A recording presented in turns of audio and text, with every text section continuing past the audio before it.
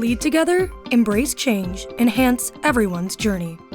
The 3 core principles of SmartStop, a leader in self-storage real estate across North America, reinforce why we're proud to bring you SheEO Lead-In, the podcast featuring curated conversations with powerful women sharing their impactful wisdom. It's a self-knowledge, self-discovery, and self-preneurship audio storage vault created by and for women. SmartStop's presentation of SheEO Lead-In begins right now. Have you ever felt that you as a woman may not appear to measure up when you see incredible women in strong roles? You may be surprised when hearing from women in these positions and how we all share many of the same challenges. Thank you for joining us for the SheEO Leading-In podcast with Rebecca Jones as we share the journeys of women. Hello, I'm Rebecca Jones, your host of SheEO Lead-In. We are on an exploration together to discover more about the personal journeys of incredible women in both career and life. We all have paths to share that sometimes take incredible turns, deep resilience, and courage to navigate. My hopes are that the challenges shared here encourage women to take leaps of faith and growth when a journey feels too difficult or unachievable. There is great strength deep within each one of us. These stories are meant to share the ways strong women have taken their dreams to strive and thrive to new heights, despite their sometimes rocky paths, and found a way to lead in.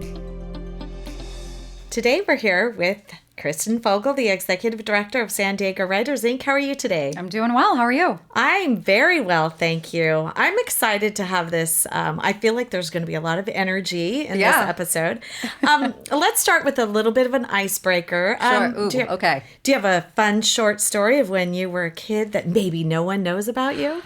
I don't know if I have a particular story, but I can tell you what sort of kid I was. This will give you a good idea about me. Sure. So I was the kid who was probably a little bossy. I was like the one out in the neighborhood, like, we're going to do this music video, and like until the streetlights came up, or like, you know, creating a sorority when I was in 3rd grade, or you know, like I was in charge of doing the haunted house for our school. Like I've just always been very like the creative, bossy kid that got everybody to do the weird things. So maybe sassy too. It was kind of sassy a little bit. Yeah, I could see that.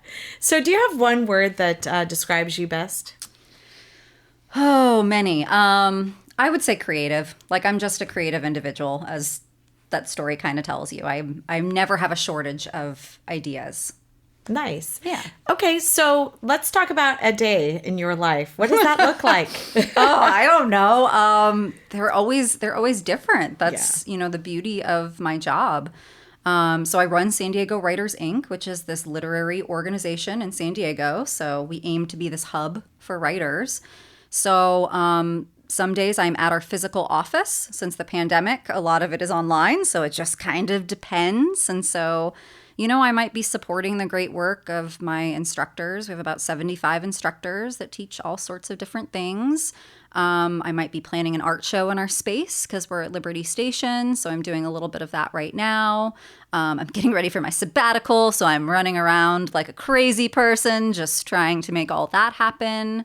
And then I do lots of different things. So like throughout the year, I'll teach at Point Loma Nazarene. I teach writing there. I was teaching at Coronado School for the Arts.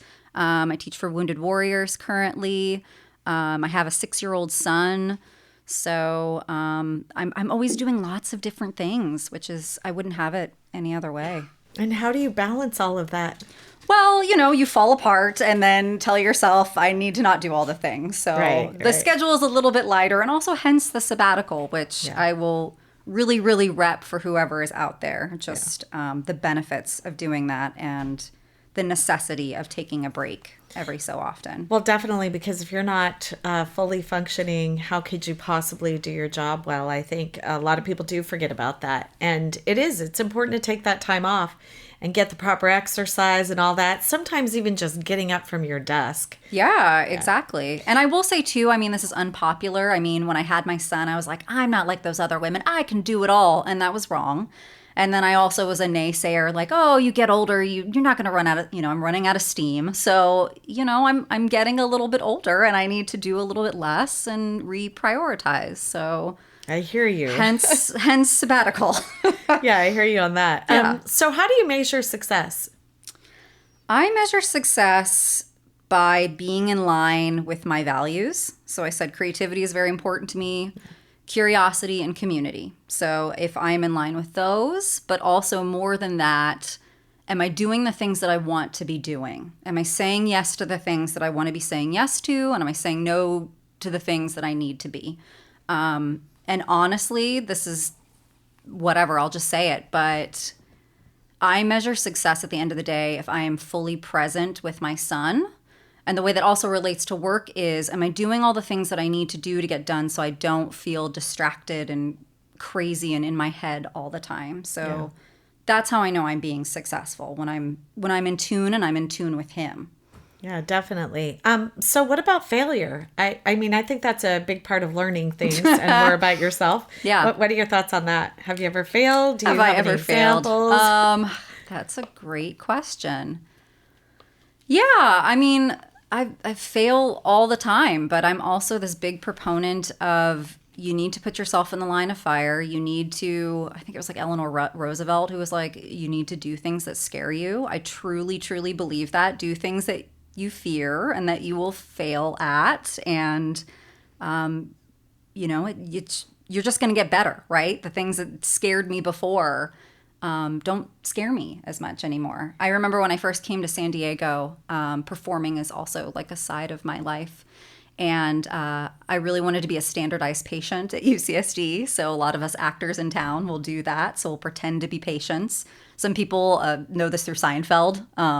Yeah. But, that prospect to me scared me at the time of doing that and portraying that well enough for doctors and things like that. And it was scary at first, but, I remember just doing more and more and more of it. And, even a few years ago, I did a really sad, powerful, emotional case that took a lot of bandwidth. It was a cancer end-of-life case. And I looked back and I was like, wow, 15 years ago, like I never would have been able to get to that place emotionally, like as an actor. So, Right.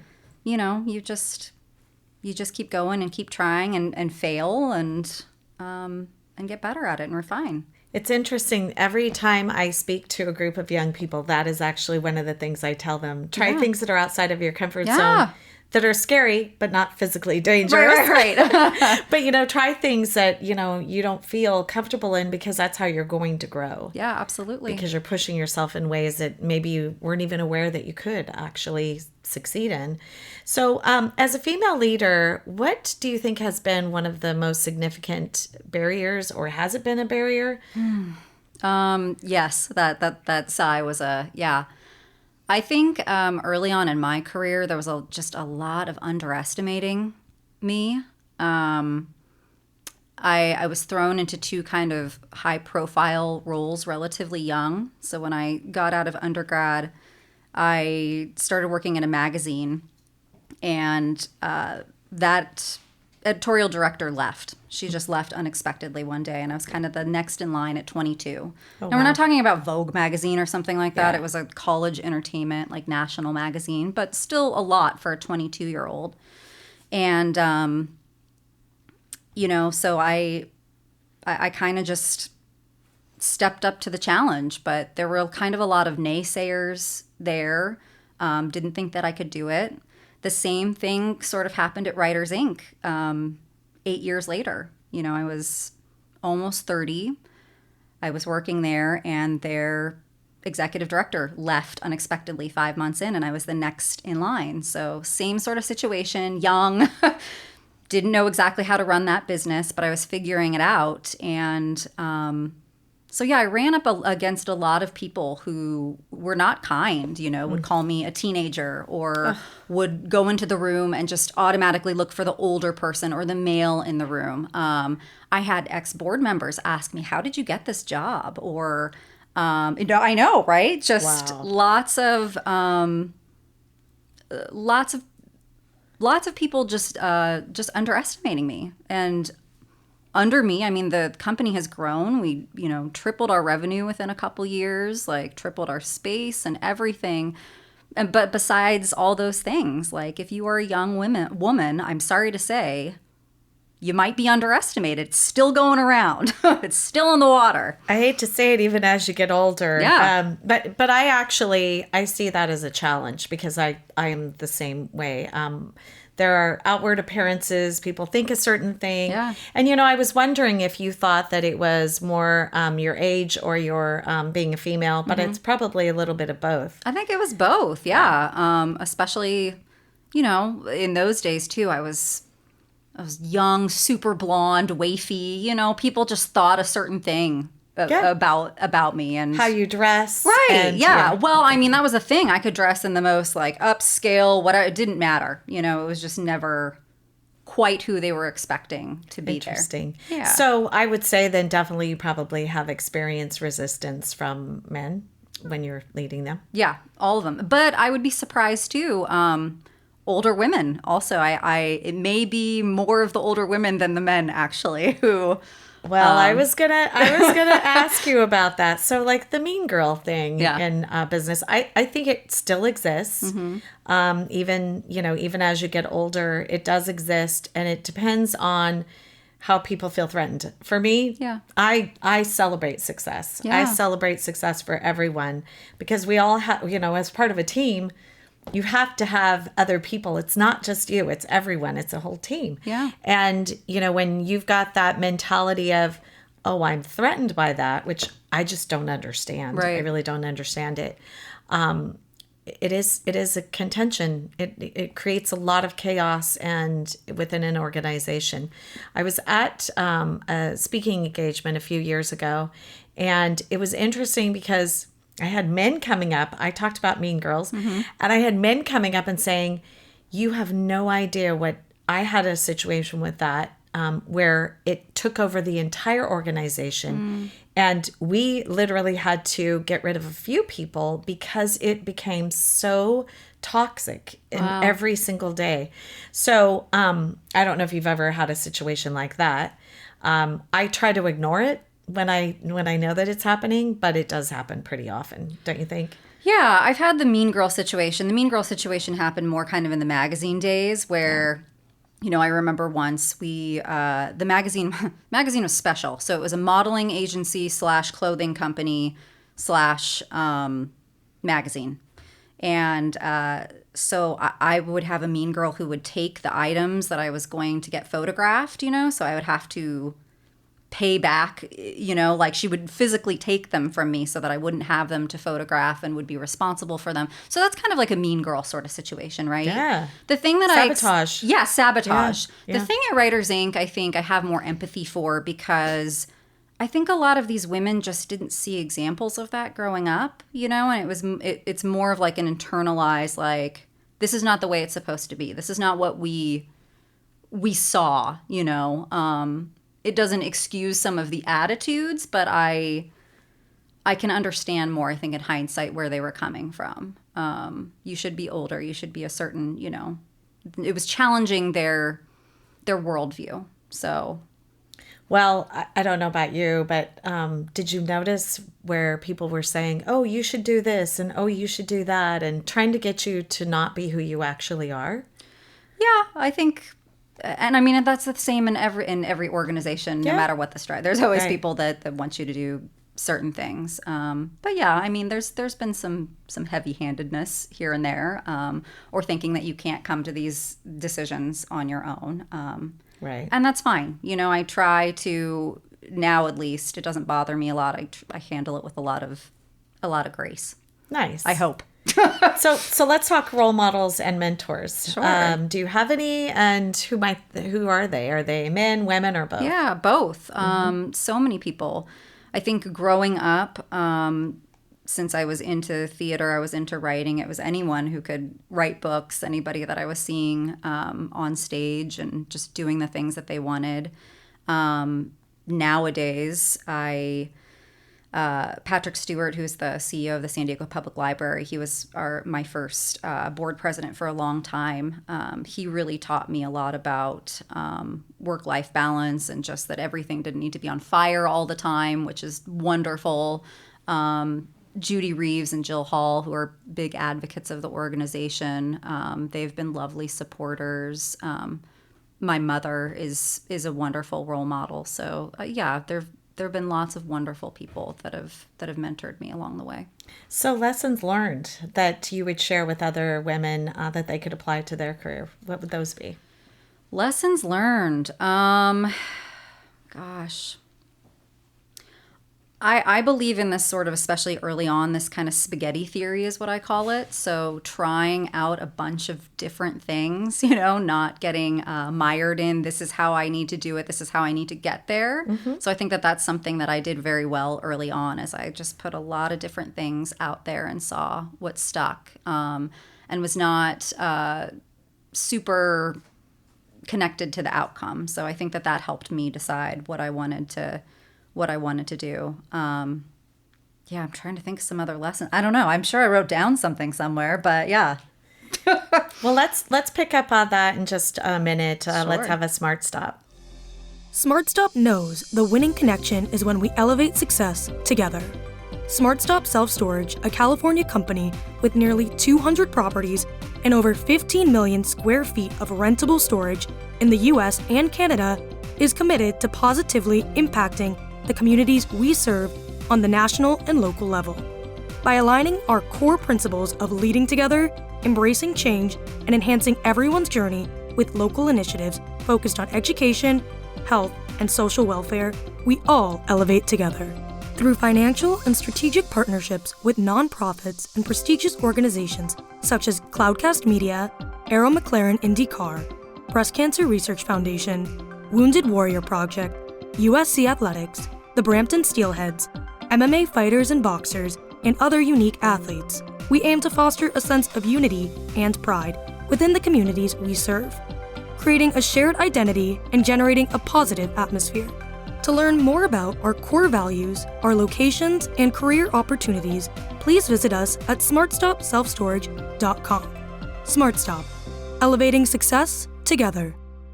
So thinking about, all of the things, lessons learned, don't you think it's important to take all of the experiences, failures, and then also successes, and just kind of keep putting them together in what you're doing in life? I mean, careers are really important to find something that you love, in my opinion. Yeah. And I think now it's becoming more prevalent where people will switch careers, even more so than ever. I mean, think about when we were kids. Our parents did pretty much the same thing forever. Yeah. And then they retired, and that was it. I think people are really trying different things. I mean, I didn't start my current career until I was 39. So it wasn't my original or my second. Yeah. So I think a lot of people are doing that. Don't you find that a lot of people around you are kind of saying, hey, wait, I just found this one thing. I really want to do it. I see it more. I think a couple things. And I think you've talked about this on your show before. The, silent generation, boomer generation. The one hand, that career was going to take care of you, right? Yep. So you could stay in that career because you had the pension, because, you were locked in. You didn't have fear of your job going away. We're just not in the same sort of economy. That's just not the way that jobs are set up. Yeah. Also, like I mentioned, being an old millennial, which is kind of like in this in-between sort of stage, right? Where I did come of age with computers, like in high school and whatnot. And there's just been a lot of opportunity because of tech. We're not tied to the place anymore. So we've just got lots of creativity at our disposal. So yeah, I think it's kind of an interesting time that you can go and you can try different things out. And like I said, out of necessity, you're probably going to have to. That job may or may not be there. So, well, it's an evolution. Yeah. And I think it's interesting because you were talking a little bit earlier about more things being online and that sort of thing. I think it actually opens up a lot of opportunities to further your education, to learn about things that you've never, you've said, oh, I really would love to know about that. But now you can take online courses, all these things. It really has opened up the whole computer era. It's a blessing and a curse, of course. Yes. Yeah, it's a blessing and a curse. This is kind of taboo in my world, in the writing world, but I'm a big fan of ChatGPT. I mean, there are all sorts of workarounds of things that you can learn very quickly, that you can do more efficiently. So, negatives and positives, but that's been a big one to to learn, for one. So how do you think you got in this career? What do you think led you there? Do you know? I mean, I've been a writer from a young age, so I've been writing forever. So it's just passionate. So it's passion. Yeah. It's a lot of luck. I mean, who lands in that situation twice where it's like, well, the boss isn't here and you're the, like, who does that happen to? That's pretty remarkable. Yeah. So I've had a lot of luck to just kind of be in the right place at the right time. Yeah. But also, I want to give myself some credit. In both situations, I was like, I don't know how to do this now. And also I'm going to figure out how to do it. Right. And I did. So I think it takes that sort of person as well. Well, that's perseverance. And, a lot of people forget about how important that is. Yeah. In fact, I wouldn't say it's more important than talent, but it's equally as important as talent. Yeah. Because you can be talented all day and night if you're not actually willing to put in the work or take the risk. Mm-hmm. You could have just said, out of my wheelhouse. Not today, I'm not thanks. doing it. Yeah. Yeah, you could have said, oh, this is too much for me. I can't do it now. Right. And what's interesting is almost every woman that I've had on this show, and I'm curious to know how you feel about this, but they have said that their biggest obstacles in promotion and all of that has been themselves. Not necessarily anyone else standing in their way, but a lot of them are too afraid or too feel too much at risk to try to go to the next level. But I don't think you feel that way. Yeah, I don't feel that way. I think I'm at a point in time where I'm trying to discover what it is I want to do next. And I've always had the gift that I truly, maybe because I'm an 80s child, where they're like, you're so special. But, I'm truly like, I feel like I can do anything. Like I kind of joke with my husband and my mom sometimes. I'm like, someone just give me Luxembourg. Like, give me something to rule. Like, I need more responsibility. Like, I think that I can do whatever it is, as long as I'm passionate about it and it's a good opportunity and all of those things. Well, you're the type of person that falls into things because you have your eyes open. Yeah. A lot of people have blinders on and they're not paying attention to the things that are outside that might be something where they go, hey, that might work out well. Yeah. I mean, literally, you could have said, I'm not going to do anything. That's too hard of a job for me. But the fact that you rose to the occasion is pretty remarkable. And especially when you're 22. Yeah. 22 and 29, yeah. I think back when I was 22, I don't know that I would have done the same thing. Though now, I always look back and go, gosh, if I only knew. And people used to say this, I'm like, oh, that's an old person thing. But it's true. No, it's true. Yeah. Having the courage to take that step is a big deal. So just kind of curious, what's next for you? Do you have do you have any aspirations, any fun things that are coming up and that you just go, oh, wow, I want to share this with you because this is so fun. I can't wait. This is kind of what the gift of the sabbatical is all about is, I don't know. Inspiration. I need some inspiration. I want to do some different things, spend some time with my family. And I think that's the biggest thing right now is knowing that there is a wide range of things that I could be doing, but I'm just not sure, I've written a couple of writing prompt journals. I'm looking at some kind of writing projects that I'm interested in doing right now. But also, again, trying not to do what I usually do, which is take on a bunch of things and then, So I'm committing to nothing over the sabbatical. So I'm excited for that. I'm excited to just sort of slow down. Are you going on vacation? I don't even know. I don't know. Okay. Nothing planned. I am not committed to anything. Yeah. That's nice. Yeah. Well, so just kind of, I call it spitballing. You just, something comes to your mind, you just try it. And we're just going to just see how it goes. I love that. Yeah. Being very free-spirited. Exactly. Yeah. Would you consider yourself a free spirit? I don't know. What is that? Would you consider yourself give me a good working definition, I would say very rarely am I a free spirit because I have great responsibility. Mm-hmm. I feel like I have to do certain things. Yes. So I've got a tough schedule at times. Right. So I can't be a free spirit. But then it's like I have a day off. I'm like, oh, what do I feel like doing today? And I do that, when I have a really especially tough week, I'll take a day off in the middle of the week and just say, I'm not doing anything. Mm-hmm. I'll put on my do not disturb. I'm like, I'm booked. Can't get involved today because I need that recharging time. Yeah. Because if you burn out, then you're not effective. And, right. kind of we talked about that a little bit earlier. So not having that time it could kill you. I mean, not physically. I guess I suppose it could as well. Yeah. But at the end of the day, if you're not effective because you're not running at full steam, that's a problem. I will agree with I like your definition of free spirit. I would consider myself a free spirit too. And being a parent, I think some of that free spiritedness has gone away, because of the responsibilities of that and the job and so everything. Every now and again, do you say, how about dessert for dinner?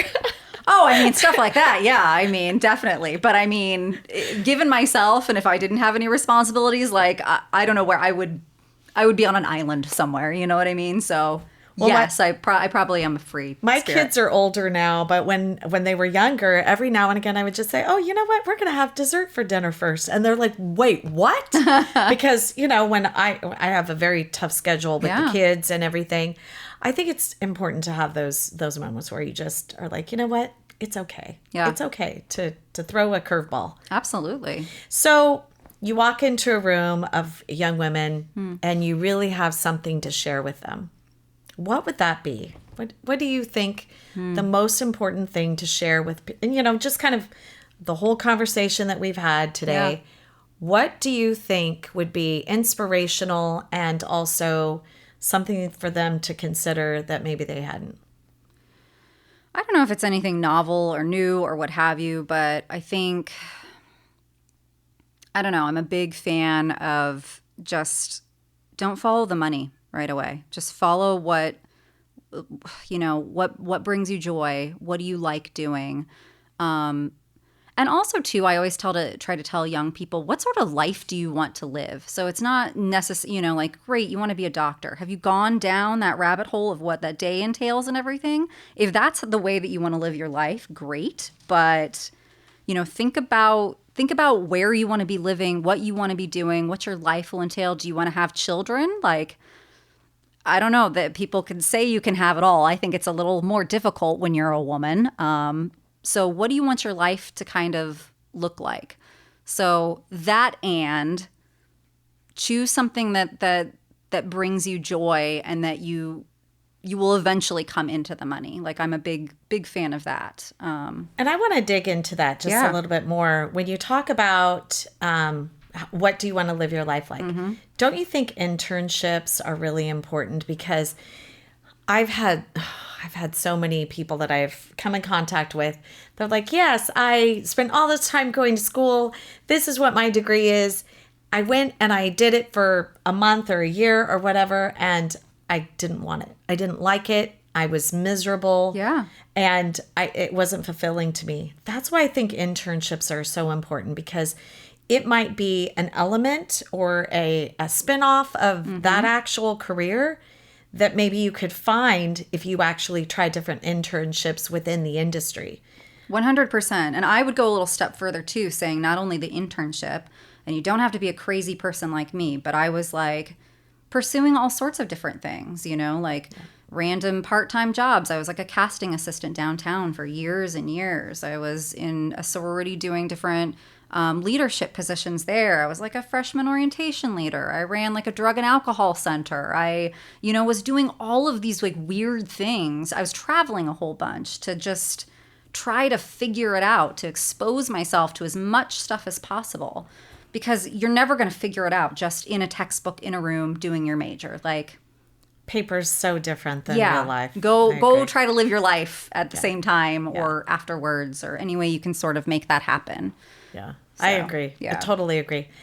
Thank you so much. What a great conversation. Had a lot of fun. It was so quick. It's always so quick. It is so quick, but I think very insightful too. And, your energy and, being able to share, trying things and exposing yourself to different things. I think that's probably some of the best wisdom, because then, you'll find something that you really, really enjoy. Yeah. And it doesn't seem so bad and so much like work all the time. Yeah, agreed. Anyway, thank you so much. I appreciate you. You're so welcome. Thank you. Now that was powerful. We hope you've been lifted and encouraged by today's inspiring voice. Always remember that life doesn't look exactly the same for each one of us. Never stop dreaming, striving, and thriving. In future episodes, we look forward to bringing you powerful stories from amazing women who learned how to lead in to challenges. Thank you for listening and being part of our community with SheEO host, Rebecca Jones. The incredible curated SheEO conversation you just enjoyed was brought to you by SmartStop, a leader in self-storage real estate and a company that upholds its core principles of leading together, embracing change, and enhancing everyone's journey. To learn more about SmartStop, please visit smartstopselfstorage.com. Cloudcast Media.